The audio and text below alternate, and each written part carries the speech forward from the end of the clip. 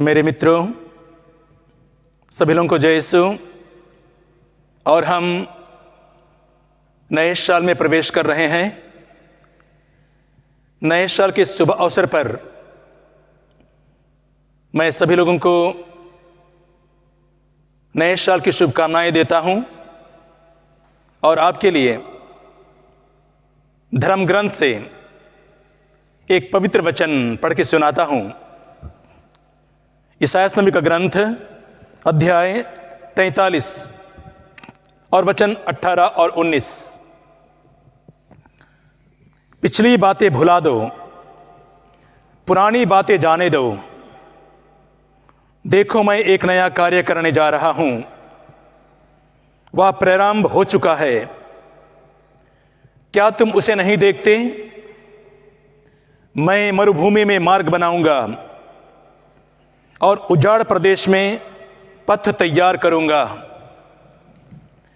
मेरे मित्रों, जब हम नए साल में प्रवेश करते हैं तो हर बार नए साल के शुभ अवसर पर हम पुराने साल को अलविदा कहते हैं और पुराने साल की दहलीज पर हम नए साल का अभिनंदन करते हैं।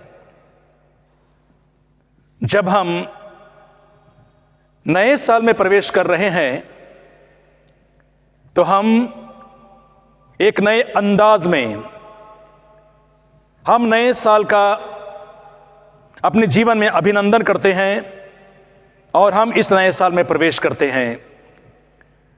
मेरे मित्रों, आज इस नए साल के अवसर पर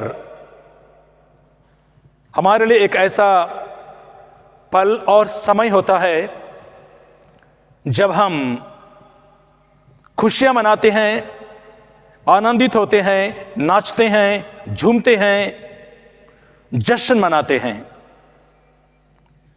लेकिन आज जब हम प्रभु के इस पवित्र वचन को सुनते हैं, जहां प्रभु का पवित्र वचन कहता है, पिछली बातें भुला दो, पुरानी बातें जाने दो। देखो, मैं एक नया कार्य करने जा रहा हूं और वह प्रारंभ हो चुका है। तो जब हम इस नए साल में नई जिंदगी के साथ प्रवेश करते हैं तो न केवल हमारे लिए ये 2025 ना केवल नया साल है, बल्कि यह हमारे लिए जुबली वर्ष भी है। सभी लोगों के लिए एक जुबली का वर्ष। इस नए साल में, इस जुबली वर्ष पर हम सबसे पहले परमेश्वर को धन्यवाद देते हैं। परमेश्वर को धन्यवाद देना ये हमारा परम कर्तव्य बनता है, क्योंकि आज जब पूरा देश जश्न मना रहा है तो हमें उन पलों को, उन समय को भूलना नहीं चाहिए जो पल आपका नहीं था, जो समय आपका नहीं था, बल्कि वो परमेश्वर का था। ये उन्हीं की मेहरबानी है कि उन्हीं की बदौलत आज हम और आप इस नए साल में प्रवेश करते हैं।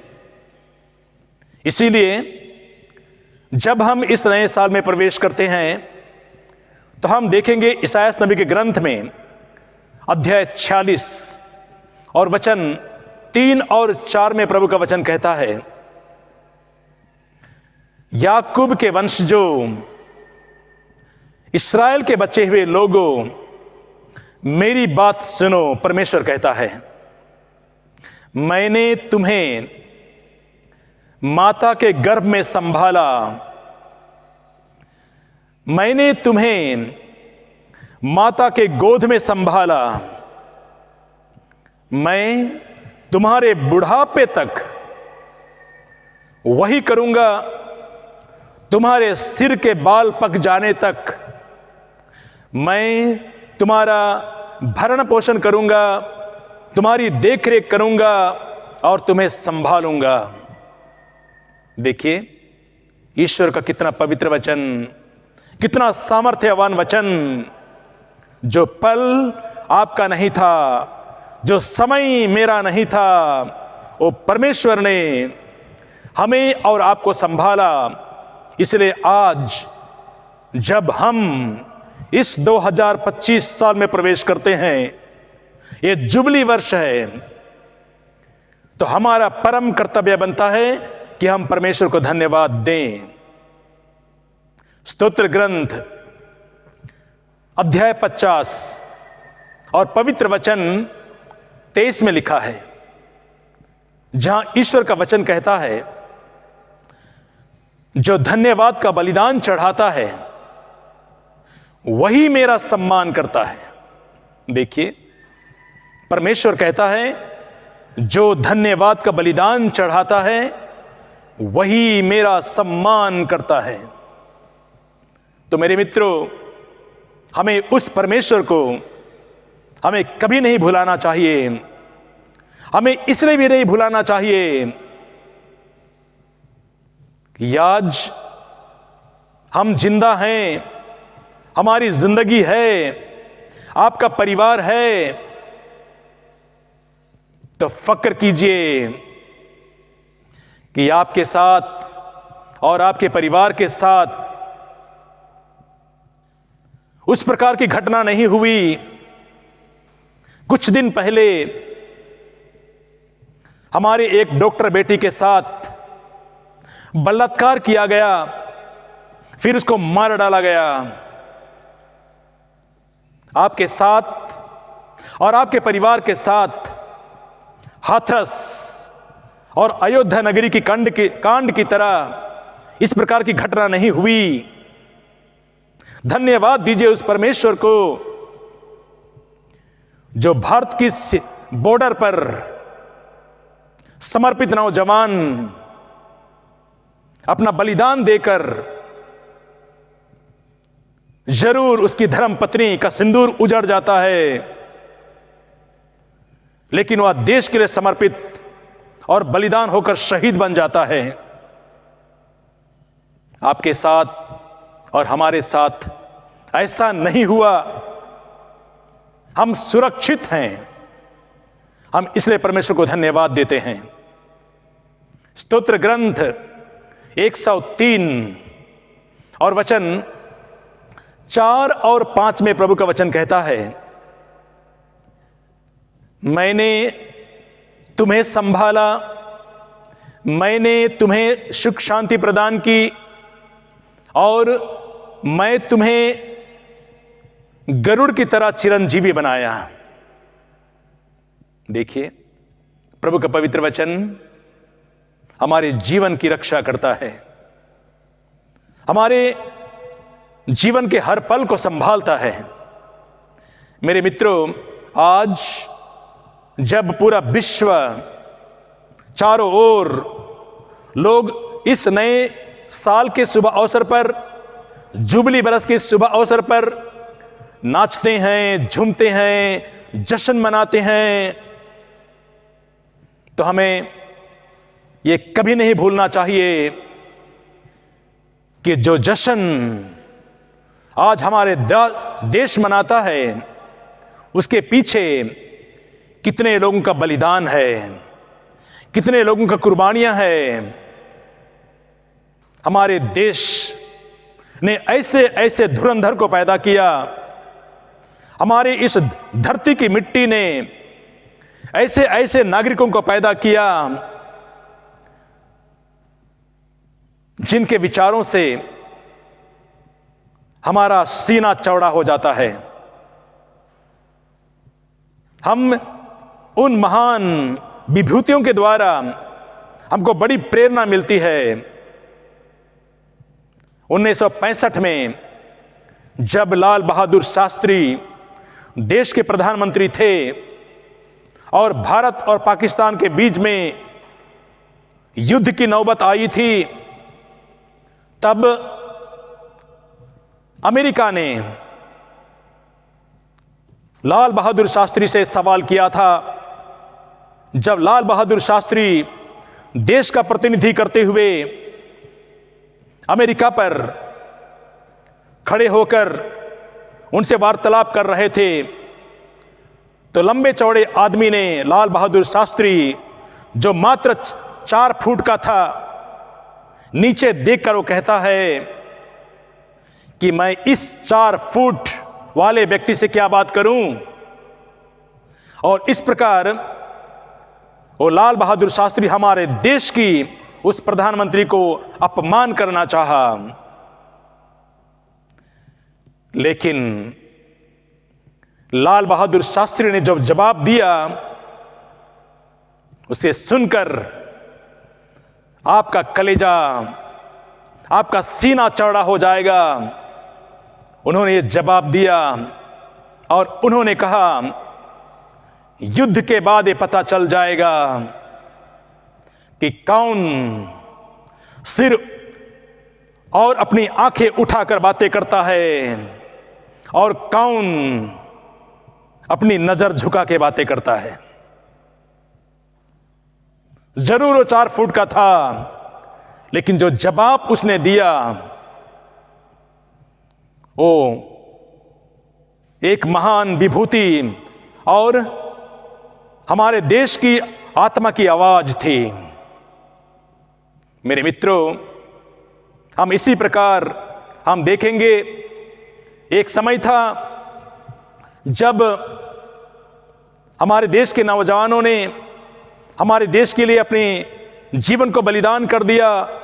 आज हमारा देश आजाद है और आज हम लोग नए साल पर नाच रहे हैं, झूम रहे हैं, ये जुबली बरस मना रहे हैं।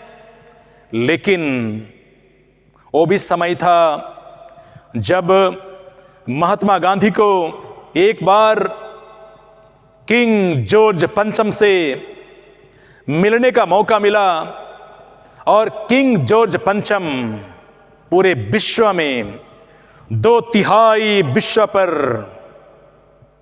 वो शासन करता था। उसके सामने बड़े बड़े लोग थर थर कांपते थे। उसका इतना ज्यादा वर्चस्व था, लोग डरते थे उनसे बातें करने के लिए। और जब महात्मा गांधी की बारी आई और उनसे कहा गया, आप सूट बूट और टाई में ही किंग जॉर्ज पंचम से मुलाकात कर सकते हैं। लेकिन महात्मा गांधी, जो 35 करोड़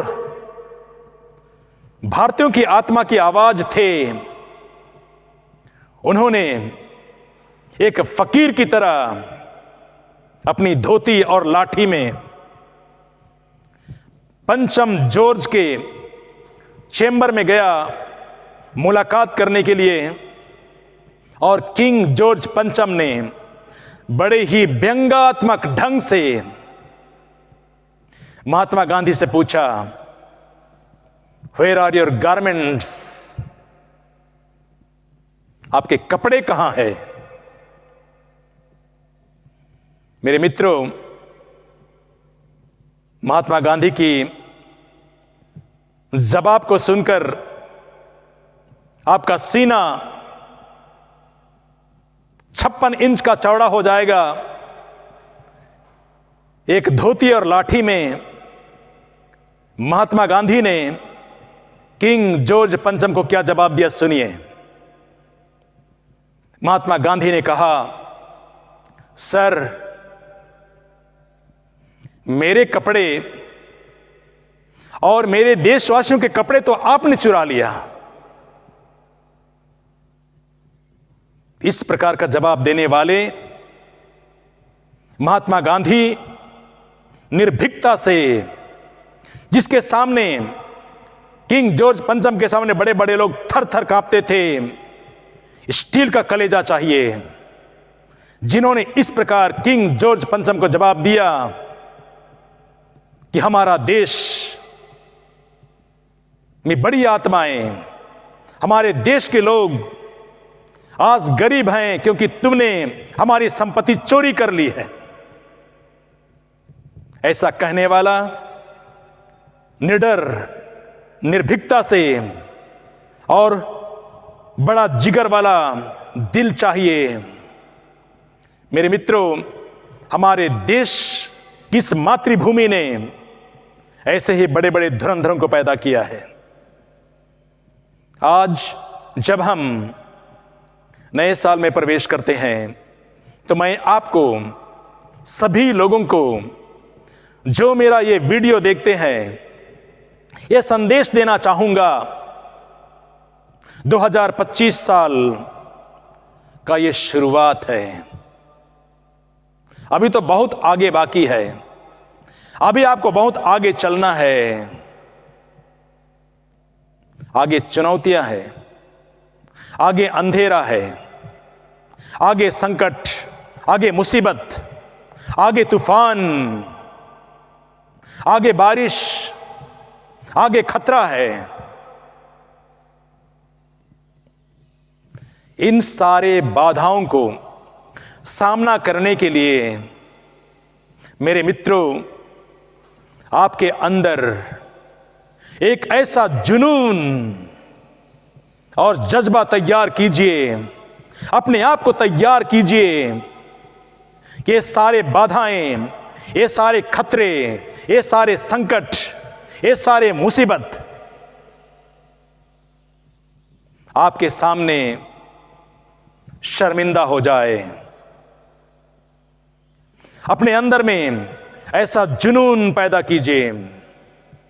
मैं आपको बताना चाहता हूं, जरूर आज हम नए साल में प्रवेश करते हैं, चारों ओर खुशियां हैं, जरूर हमारे पैर थिरकते हैं, जरूर हम नाचते हैं, झूमते हैं, जश्न मनाते हैं।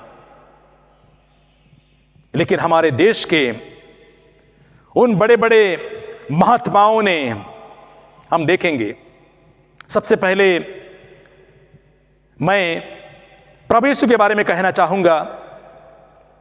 प्रभु यीशु, जिन्होंने इस देश में और पूरे विश्व में लोगों को यह संदेश दिया, वो हमारा मुक्तिदाता, वो हमारा ईश्वर, जिन्होंने 40 दिन और 40 रात उपवास, त्याग, तपस्या और भोजन से परहेज किया, शैतान का सामना किया। और प्रभु यीशु ने त्याग, तपस्या और परहेज के द्वारा उन्होंने शैतान को प्रज्ञा में पछाड़ा, ज्ञान में पछाड़ा, पवित्रता में पछाड़ा। और प्रभु यीशु शैतान को पछाड़ने के बाद उन सारे लोगों के लिए मुक्तिदाता बन गए। ना केवल प्रभु यीशु की बात है, हमारे देश में हम लोग देखेंगे गौतम बुद्ध, जिसको आज महात्मा बुद्ध कहा जाता है, उन्होंने भी घोर तपस्या किया, त्याग, तपस्या और बलिदान किया। त्याग, तपस्या और बलिदान के बदौलत उनको एनलाइटनमेंट मिला, एक मुक्ति और ज्योति का उदय हुआ उसके अंदर में। और आज हम गौतम बुद्ध को महात्मा बुद्ध कहते हैं। महावीर जैन, जिन्होंने 12 वर्षों तक मौन साधना किया, एक लफ्ज भी उन्होंने नहीं कहा, 12 वर्षों तक अपने मुंह को बंद रखा। इस प्रकार उन्होंने हमारे देश को यह संदेश दिया। आज हमको उनसे प्रेरणा मिलती है। मेरे मित्रों, डॉक्टर अंबेडकर भीमराव को कौन नहीं जानता है, जो जातिवाद का शिकार हुआ, और उसको पढ़ने से वंचित किया गया, लेकिन उन्होंने अपने मन में ठान लिया और उन्होंने गहन अध्ययन की। आज उन्हीं की देन है कि हमारे देश को ऐसा संविधान मिला है जिसका खंडन कोई नहीं कर सकता है। मेरे मित्रों, ना केवल गौतम बुद्ध, महावीर जैन, ना केवल भीमराव अंबेडकर, बल्कि महात्मा गांधी जैसे व्यक्ति लोगों ने भी, उन्होंने उसके अंदर में भी इतना त्याग, इतना तपस्या और इतना बलिदान था। महात्मा गांधी, जिन्होंने जरूर इस प्रकार का तगड़ा जवाब दिया, इसके पीछे उनका बलिदान, उनका त्याग, यही महात्मा गांधी है जिन्होंने अफ्रीका में जाकर 25 वर्षों तक अश्वेत लोगों के विरुद्ध में, उनके पक्ष में उनकी वकालत की, उनके लिए लड़ा, और लड़ने के बाद वो हमारे देश में आए और हमारे देश को आजाद करने के लिए उन्होंने जो त्याग और बलिदान किया है, एक धोती और एक लाठी पर उन्होंने हमारे देश को अहिंसा का पाठ पढ़ाया और उन सारे विरोध करने वाले उन अंग्रेजों को हमारे देश से खदेड़ दिया। आज उन्हीं की देन है कि आज हम नाच रहे हैं, झूम रहे हैं। यदि आज हम गुलाम होते तो किसी के अधीन होते। आज हमारे अंदर में वो जज्बा नहीं होता। इसलिए हमारे देश के इन धुरंधरों को हम नमन करते हैं। इन बड़े बड़े विभूतियों को आज हम याद करते हैं और इन लोगों से हम आगे की जिंदगी जीने के लिए प्रेरणा लेते हैं। हर देश के नव युवक युवतियों को आज प्रेरणा लेने की जरूरत है। इसलिए आज हम जब नए साल में प्रवेश करते हैं, 2025, ये जुबली वर्ष है। आज के दिन में आप एक दृढ़ संकल्प लीजिए कि मैं हिंदुस्तान के तिरंगा को कभी झुकने नहीं दूंगा। आप एक दृढ़ संकल्प लीजिए कि मैं अपने देश की गरिमा को, उनकी शान को मैं कभी मिट्टी में मिलने नहीं दूंगा। आप भी त्याग कीजिए, बलिदान कीजिए। जब महात्मा गांधी 25 वर्षों तक उन्होंने कड़ी तपस्या की, कभी उन्हें लाठी खाना पड़ा, कभी उन्हें जेल जाना पड़ा, कभी उन्हें काला पानी की सजा हुई, और इस प्रकार उन्होंने हमारे देश को एक बहुत बड़ी प्रेरणा दी। मेरे मित्रों, आज जब हम नए साल पर, जुबली वर्ष पर इतना बड़ा जश्न, इतना बड़ा पर्व मनाते हैं, तो आज इंटरनेट की दुनिया है। आज हमारे पास सीखने के लिए, जानने के लिए, ज्ञान प्राप्त करने के लिए बहुत कुछ है। कड़ी मेहनत कीजिए, परिश्रम कीजिए, त्याग कीजिए, बलिदान कीजिए। आज तो 2025 का पहला दिन, जब ये 2025 की समाप्ति होगी, तो आपके माध्यम से हमारा देश का तिरंगा ना केवल हिंदुस्तान पर बल्कि पूरे विश्व में अपनी परचम को लहराएगा, तिरंगा को लहराएगा। ये हमारी शान होगी, ये हमारी जीत होगी। जहां हमारे इस देश में 140 करोड़ जनता निवास करती है, जब एक महात्मा गांधी निडर होकर, निर्भीकता से किंग जॉर्ज को ऐसा जवाब दे सकता है, जब एक लाल बहादुर शास्त्री 4 फुट का आदमी अमेरिका में जाकर वो कह सकता है, युद्ध के बाद पता चलेगा कि कौन नजर उठा के बात करता है और कौन सिर झुका के बात करता है। मेरे मित्रों, इस नए साल के अवसर पर प्रभु का पवित्र वचन कहता है, मैंने तुम्हारी रक्षा की, मैंने तुम्हें संभाला, मैं तुम्हारे बुढ़ापे तक वही करूंगा, तुम्हारे सिर के बाल के पक जाने तक मैं तुम्हारा भरण पोषण करूंगा। क्योंकि जिंदगी में ऐसा भी पल आता है, ऐसा भी समय आता है, वो पल, वो समय मेरा और आपका नहीं होता है, लेकिन वो परमेश्वर का होता है, और वो परमेश्वर हमको सुरक्षा प्रदान करता है। Hallelujah, hallelujah, hallelujah. सभी लोगों को जय यीशु। और नए साल की इस अवसर पर और जुबली वर्ष के शुभ अवसर पर सबको मैं अपनी ओर से शुभकामनाएं देता हूं।